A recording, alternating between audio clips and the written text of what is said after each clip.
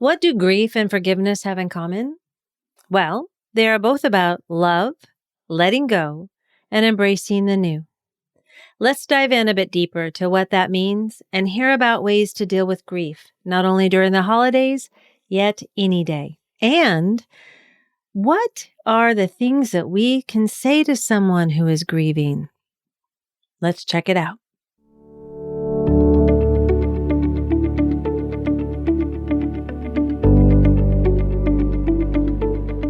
Hi, I'm Brenda Reese, freedom and forgiveness coach, and a person just like you that is learning to navigate life and all of its challenges. I teach a forgiveness process like no other. It's a blend of practical and spiritual forgiveness. This process guides you into knowing how unforgiveness can be keeping you stuck in your relationships, both personally and professionally, and how it prevents you from releasing resentment and finding joy. Each week, I share practical and some not so practical tips, tools, and advice from myself and other people that are on this journey just like us. This is for you if you are ready to turn your pain into peace. Welcome to the Forgive Yourself podcast.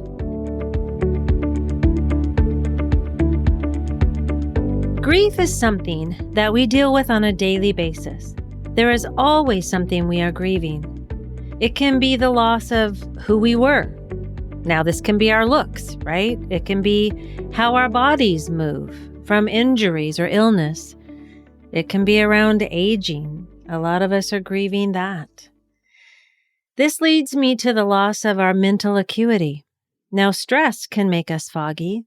So can menopause. There can be mental illness, dementia, and addictions. It can also be a loss of relationships, romantic, family, friendships, coworkers.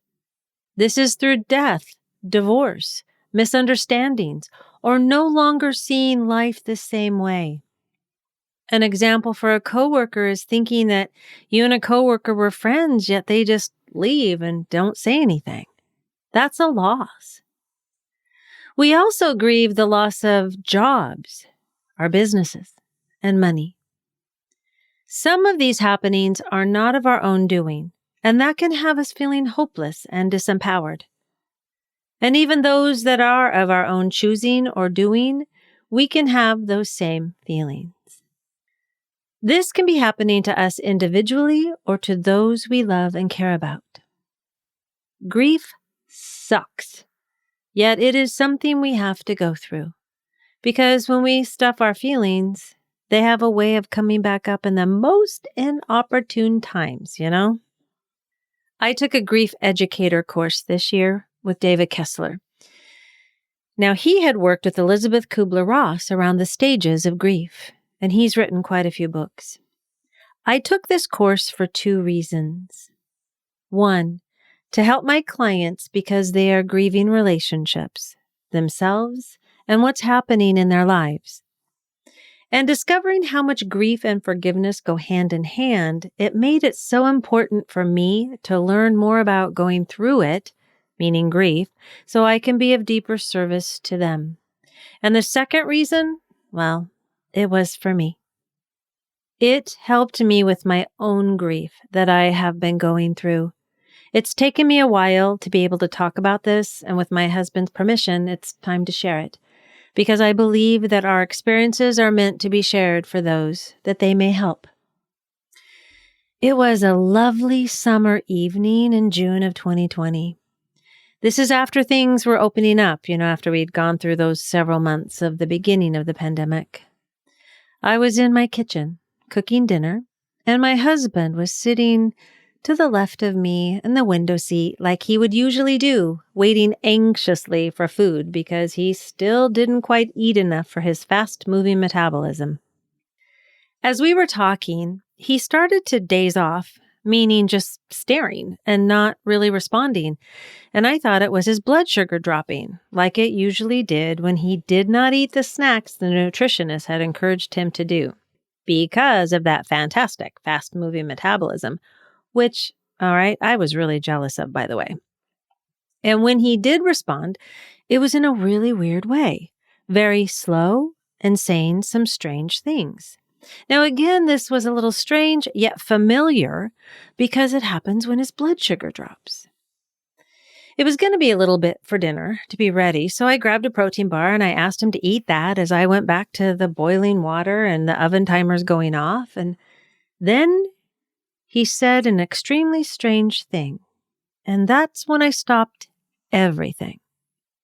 And I talked to him for clarification. But then he seemed to be normal again.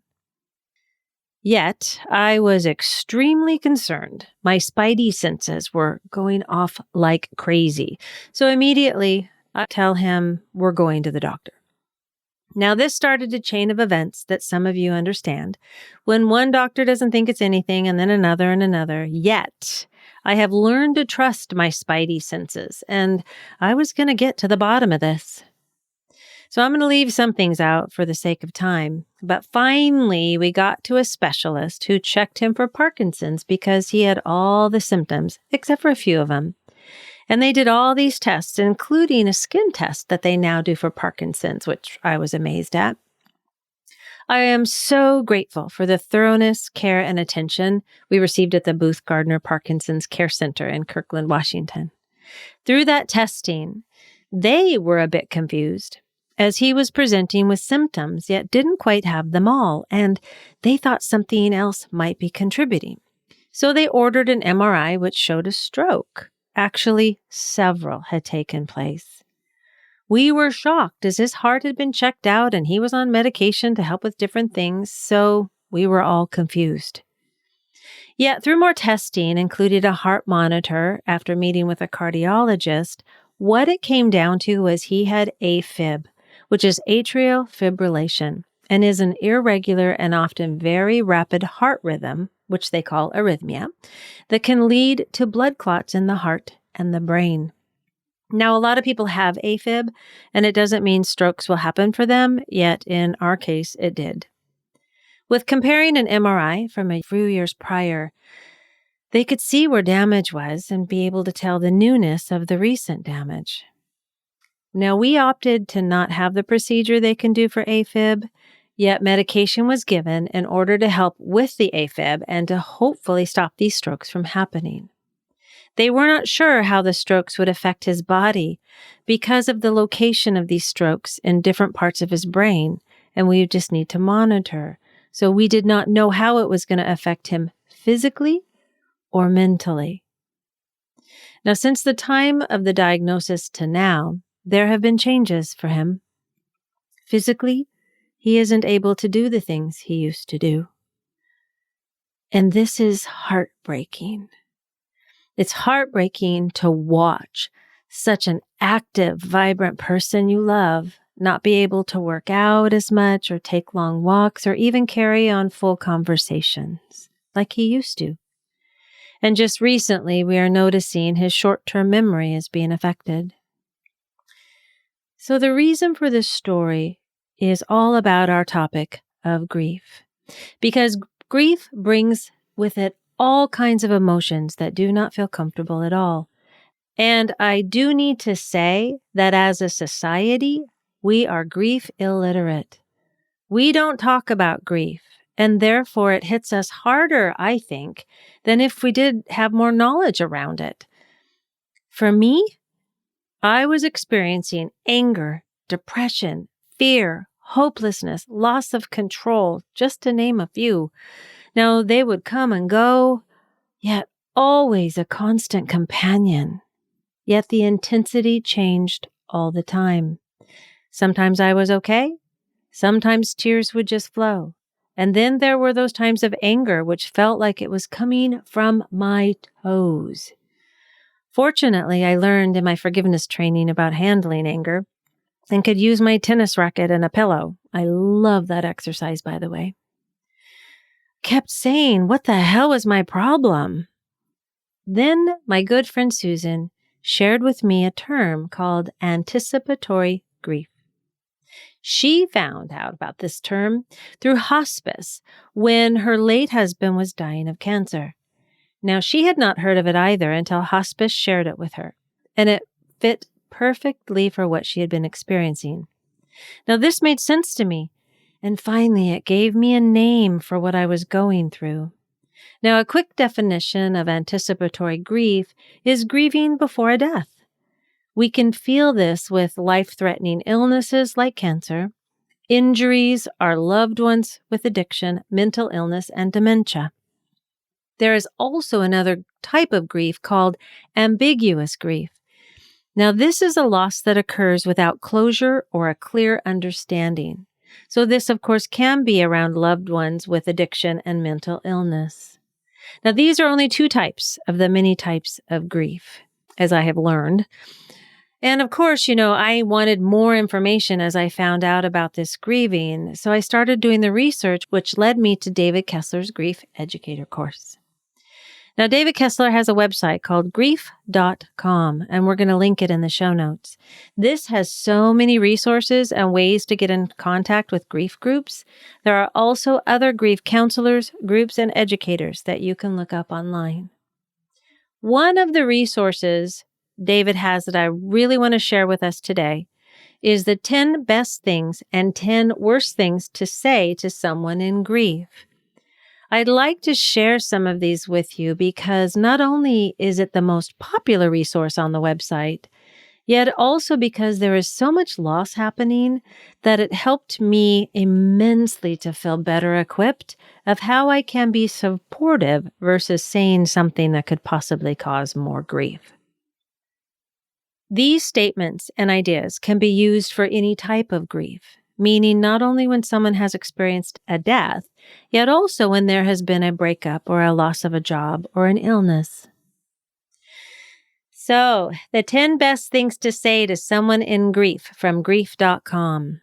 Number 1, I am so sorry for your loss. Number 2, I wish I had the right words. Please just know I care.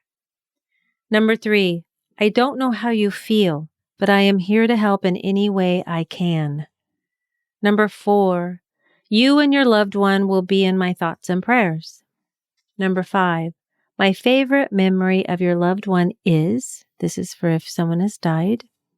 Or number 6, I am always just a phone call away. Number 7, give a hug instead of saying anything. That's really needed. Number 8, we all need help at times like this, and I am here for you. Number 9, I am usually up early or late if you need anything. And I want to add to that too, we can call them instead of expecting them to call us in grief. And number 10, say nothing. Just be with the person. And that really is what is found to be needed the most. The following are the 10 worst things to say to someone in grief, and they are actually things that have been said. The worst things to say to someone in grief from grief.com. Number 1, at least they lived a long life. Many people die young. Well, it doesn't matter how long or short a life is. Just because someone dies later in life doesn't mean that we aren't going to miss them or that we feel like they went too soon. Number 2, of the worst things to say to someone in grief. He, she, or they are in a better place. Okay, this is the one that causes a lot of problems. And most of the clients I've talked to say they want to punch someone when they hear this because the grieving person doesn't think so. They want them to be right here with them. That's the better place. Number 3, she, he, or they brought this on themselves. Okay, this happens a lot with addictions and mental illness. People don't understand about addictions or mental illness, which is really unfortunate.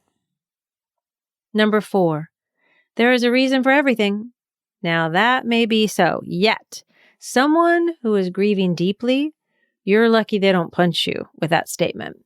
At the time of the loss, there is nothing that makes the loss okay or have a good reason for it. Number 5, aren't you over them yet? They have been dead for a while now. Okay, hold on. Grief has no timeline. Everyone grieves differently. And usually people say this because they are really uncomfortable with a grieving person's emotions. Again, we are a grief illiterate society. Number 6, you can still have another child. Oh, that is so hurtful. Another child does not replace the precious child that was lost. Number 7, they were such a good person. God wanted them to be with him or her. You can imagine the feeling of the grieving person hearing this, saying, no, I wanted them to be here with me. It wasn't their time. Number 8, I know how you feel. Actually, no, you don't. None of us know how someone feels in their emotions, and it's not a time to share how we feel either. This is for the other person and their experience. Number 9, they did what they came here to do, and it was time for them to go. How do you know that? No one knows what that person's purpose was or if it's someone's time to go, and especially with all the different belief systems.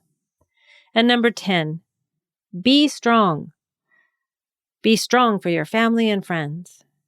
What about me, right? What about you? What about the person grieving?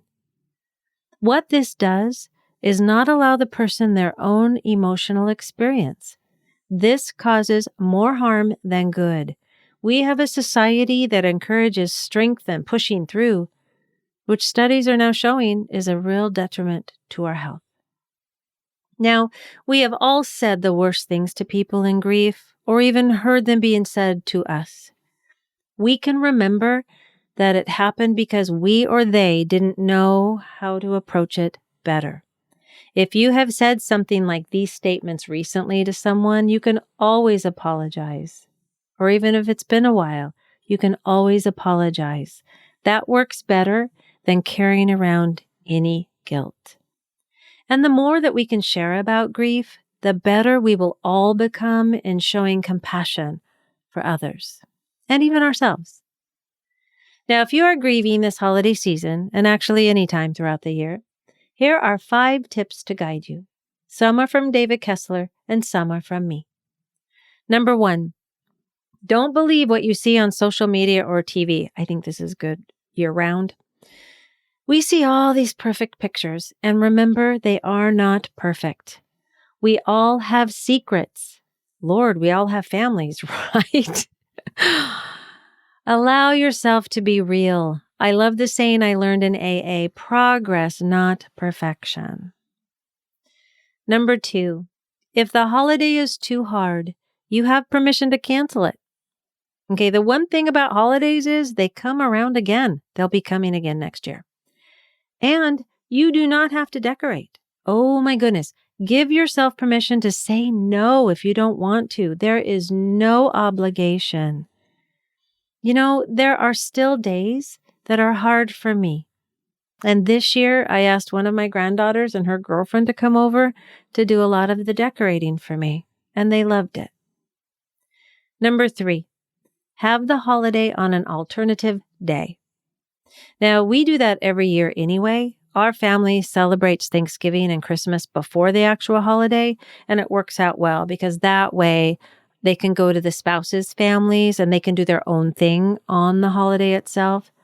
Because when you can have the actual holiday to yourself, you can grieve it however you want or celebrate it however you want without the expectation of entertaining others or feeling like you need to be happy. I mean, you can stay in your pajamas, you can watch movies, you can do whatever you want. So give yourself that permission. Number 4, asking for what you need. When we have experienced a death of a loved one or gone through a divorce or any loss, we expect people to remember, and a lot of times they don't. You know the dates and probably how you are feeling or will be feeling. So ask directly for what you need. Say to people that the holidays are going to be hard for me, or this coming up is going to be hard for me. Can we have a lunch date, or can we set up some coffee dates or dinner dates, or can we just go for a walk? And set those dates. Get them on your calendar. Don't leave it to chance of, I'll give you a call. That won't happen. And number 5, permission to not feel guilty and to say no. You do not have to attend holiday gatherings if they will be too difficult, or family gatherings if they will be too difficult. We feel guilty for not going, and that's really not healthy for ourselves. Yet, if you do want to go, then some ideas are telling the host that you're just going to stop by with no time frame given, and that allows you to leave when you want or stay as long as you want. Remember, no thank you is a complete sentence, and so is no. I'd like to end this episode with some valuable things I've learned about grief. I couldn't fix it. I was a fixer. Can you relate? I couldn't cure it. I didn't cause it. Because sometimes we feel guilty for reasons that were out of our control, which leads me to I couldn't control it. Now, for control freaks, this one's a hard one. But it's so important to really let that sink in. We couldn't control it. I learned that grief is love. I wouldn't have been grieving if I didn't love. The pain is part of love. If you love intensely, you will miss them intensely. It's not about getting better with time. What it's about is I and my feelings will change with time. So if you tell somebody that it's going to get better with time, why don't you change that to change, right? It will change with time. Another one is no feeling is final. When we are in pain, we think we will have this pain forever. Yet when you look back over your life, don't you find instances where that pain changed? I have gone through several divorces myself, and I felt I was dying at each one. Yet, when I look back, it did get different with time. I grew and I changed. We don't lose the memories. Now we can take the sting out of the memories, right, with the forgiveness work, if it's through a divorce or a loss that caused us a lot of pain.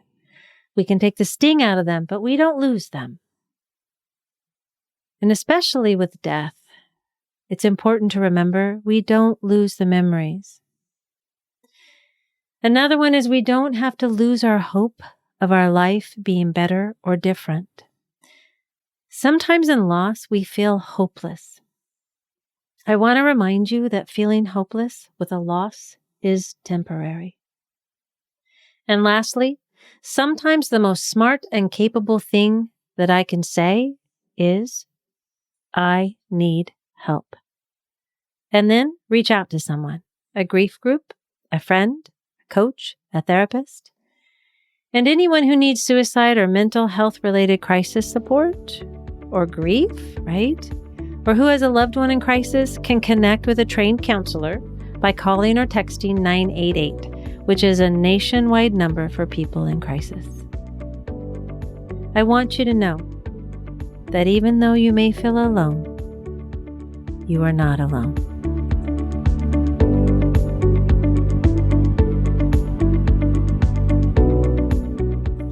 Thank you so much for listening to the Forgive Yourself podcast. I hope you enjoyed this episode.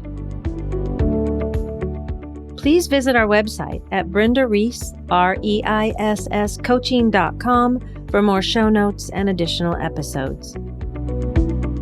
And would you do me a favor and subscribe to this podcast? And please consider rating and reviewing the show. That will help other people find us. Thanks again for listening, and we'll catch you next time on the Forgive Yourself podcast. Take care.